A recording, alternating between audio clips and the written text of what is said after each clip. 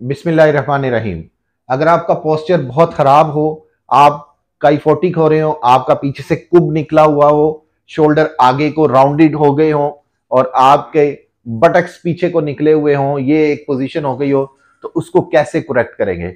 याद रखिएगा कि खराब पोस्चर आपके सारे मसल्स में खिंचाव पैदा करता है, आपके मसल्स में कमजोरी पैदा करता है, जिसकी वजह से आपके जॉइंट्स के ऊपर भी उसका अच्छा खासा इफेक्ट आता है, आपको बॉडी पेन बढ़ जाती है।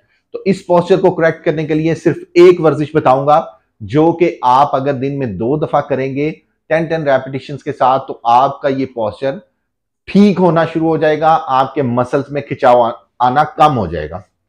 आपने जमीन पर अपना मैट बिछा लेना है, एक्सरसाइज मैट। दोनों टांगे आपकी बेंड होंगी, आपके हाथ पीछे बिल्कुल सीधे होंगे और अपनी कमर को एक ब्रिज बना लेंगे। उठाएं ऊपर, सर बिल्कुल सीधा करें अपना, सर आपका बिल्कुल सीधा है। यहां से आप अपनी इस चीज को ऊपर की तरफ खींचेंगे। आपने 10 सेकेंड्स के लिए यहां पे होल्ड करना है और दिन में 2 दफा 20-20 रेपिटेशंस के साथ ये वर्जिश करनी है।